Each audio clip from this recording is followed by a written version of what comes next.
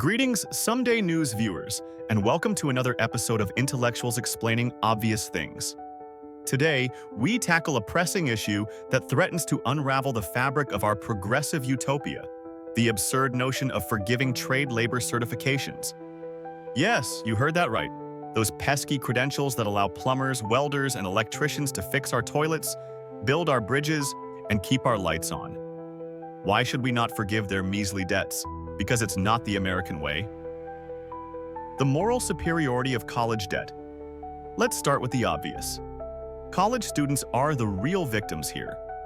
As outlined in a groundbreaking article from the Washington Post, the cost of higher education has skyrocketed over the past decade.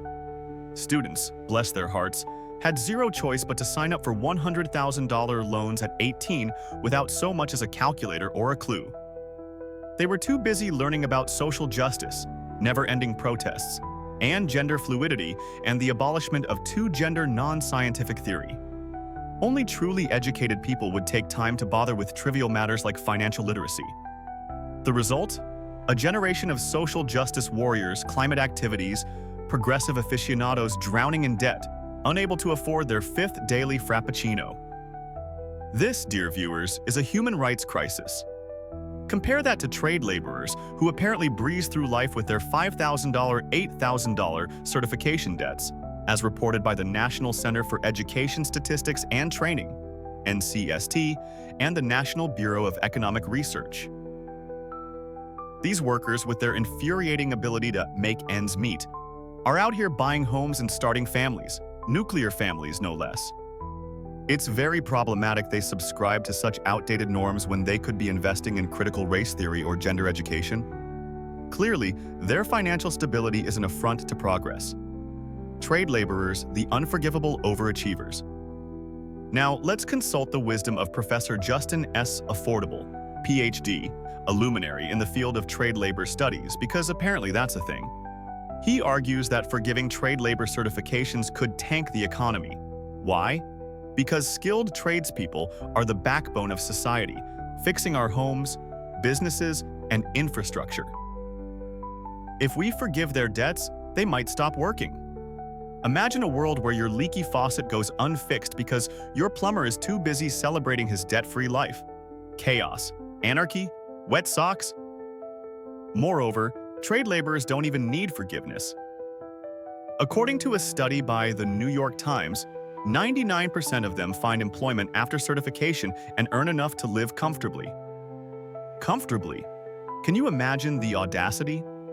Meanwhile, college graduates are forced to endure the indignity of jobs that don't require a 40-page thesis on postmodern on the negative effects of white cis men and the patriarchy. The debt gap: $5,000 for trade certifications versus $80,000 for bachelor's degrees, proves that college students are the true marginalized group. Trade laborers, with their specialized credentials and hours of hard work, are just too competent and stable to deserve relief. The representation. Ruse. Representation matters, and trade laborers are suspiciously silent on the college loan forgiveness front. College students, politicians, and intellectuals are exhaustingly screaming for student loan relief from the rooftops, or at least from their remote jobs. But trade laborers? Crickets. The Trade Labor Certification Association, TLCA, hasn't even bothered to conduct a study on certification debt. When asked why, an anonymous member had the gall to say, "We're too busy working to conduct studies. We're building affordable housing and improving American infrastructure." How convenient. They're out there fixing roads with Biden's $1 trillion infrastructure bill, while educated people are starting NGOs to combat the climate crisis, combat homelessness, and enhance the living for undocumented migrants. This lack of whining is proof that trade labor certifications aren't burdensome. If they were truly suffering, they'd be marching in the streets with the educated demanding handouts. Instead, they're quietly paying off their debts and living their best lives. It's almost as if they chose a practical career path with tangible outcomes. Disgusting. The racial angle, a scholarly sidestep. Now, let's address the elephant in the room. Race. Some argue that trade labor certifications are different because people of color have no trouble accessing these skills. The article we're riffing on claims that people of color have greater potential in skilled trades, with endless job opportunities. High-income and minority apprentices, it seems, rarely take out loans and are more likely to complete their training. How is that even possible without help from liberal white women? This inconvenient truth undermines the narrative that all debt is a racial justice issue.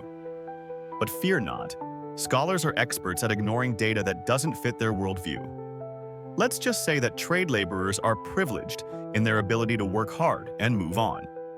The final nail in the certification coffin.